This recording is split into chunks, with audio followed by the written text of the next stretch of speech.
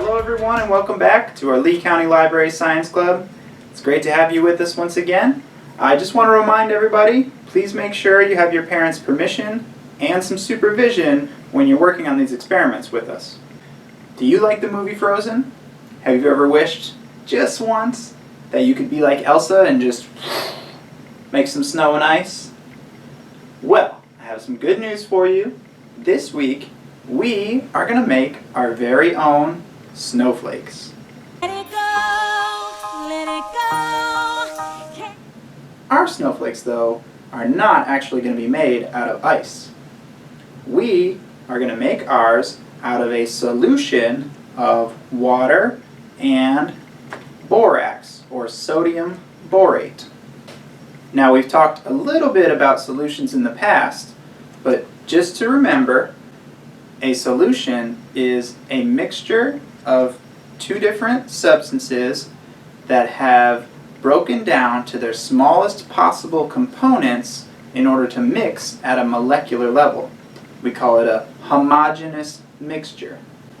And it's made up of two parts. We have our solvent, which is in this case water, and that is the thing that is going to be mixed into.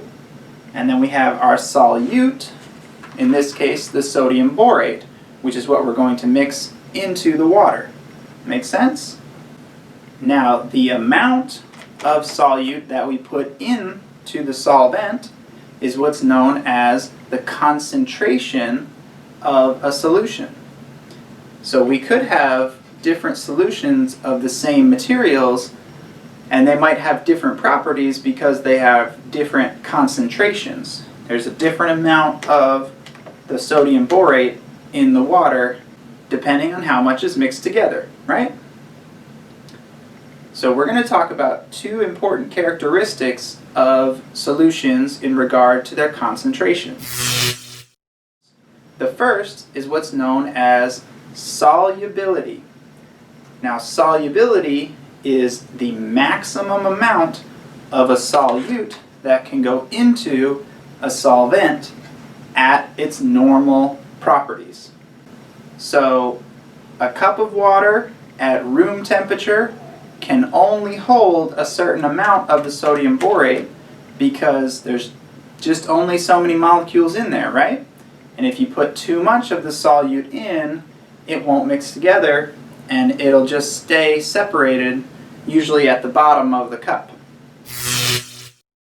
And the point at which you can't add any more of the solute is what's known as saturation. So a saturated solution is when you've got as much of our sodium borate as we could possibly fit into our water. But the cool thing about solutions and solubility is that it can actually change depending on the state of our solvent. So remember, I said at room temperature it can only hold so much. But if we were to heat up the water or cool down the water, that would change how much it can hold. So what we are going to do today is actually boil this water, or get it almost to boiling. So we're going to make it really, really hot, which does what? Well, it puts energy into the molecules, makes them move around more, and the more they move around, the more space is actually created between the molecules, even though it's the same volume of liquid.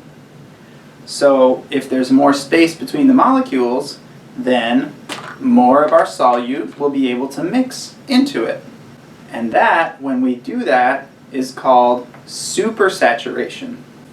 We've actually been able to add in solute till we're past the saturation point, but it's still mixing together because it's so hot. Now, why is that important? Why do we want to do that? Well, if we supersaturate something and it's hot, is it going to stay hot forever? No, right? It's going to cool down. So what happens to all the extra solute that we put in there when it cools down? Well, it can't stay mixed, can it? It has to pull out of the mixture in what is called precipitating. So as it cools, the sodium borate is going to precipitate out of the water back into its normal state. However, it's actually going to do this a little bit differently. So right now, this sodium borate is just in a powder, okay? It just kind of looks like, I don't know, maybe some salt or sugar. It's just little particles. When we mix it into the water, those particles break down even further into those tiny molecular components so that it can mix with the water. But when it's precipitating back out of the water, it's not just going to form back into this powder. It's actually going to come back together into a more crystalline structure. So it's going to form crystals. And that's because crystals are the most organized and well-arranged sets of molecules that it can form. And it wants to do that because, as we said, the water had a high energy when it was hot, right? As it's cooling down, it's releasing that energy. And the fastest way for it to release the energy and return to a lower energy state is to form the crystals. So, just to recap, we are going to make a solution of our water solvent and our sodium borate solute, but we're going to supersaturate it because our water is going to be really hot. And then as the water cools, the sodium borate is going to precipitate out into crystals. Those crystals are what we are going to use to make snowflakes. Now, what do we need to do that? We're going to start with some kind of large mouth container. Okay, you probably don't want to do a regular drinking glass because it's not going to be enough room for you to put the snowflake and get the snowflake out. Okay? So we need some kind of large jar or container. You need some string. We need a pencil or some other kind of small wooden rod. We need a pipe cleaner. We need some borax, which you can usually find at the store in the laundry detergent aisle or somewhere near other cleaning products. Lastly, we need some hot water. Now, the water I have in here was boiling just a few minutes ago. So for you, if you want to ask your parents to boil some water to get ready for this experiment, and then let it cool just a little bit so it's not boiling anymore, and put it in your jar. Ready to make some snowflakes?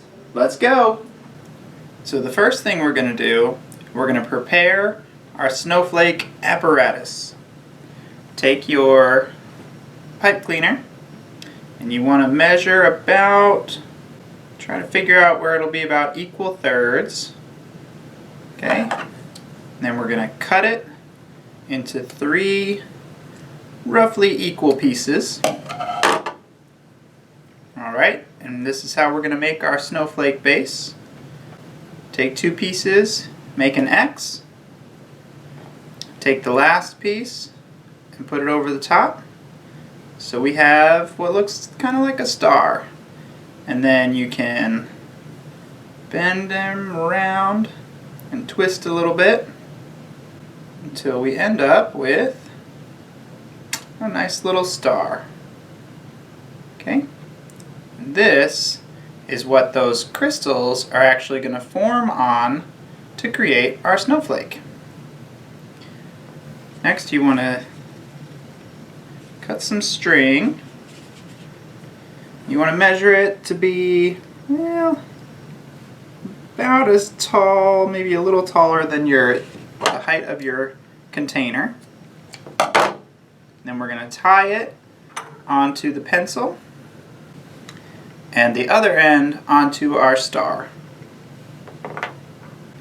So now, pipe cleaner should hang down from our pencil.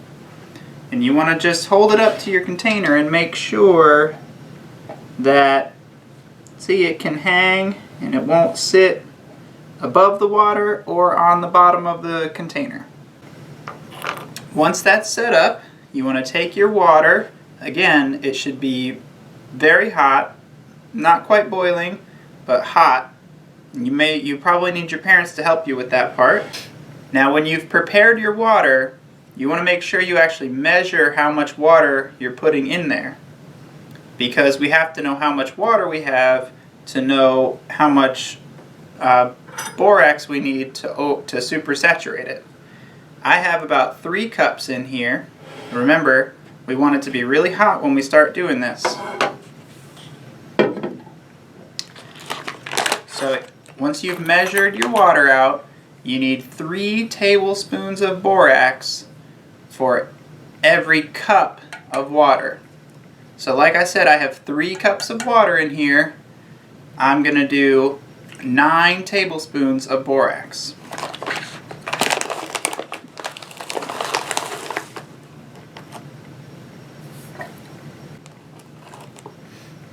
And 9.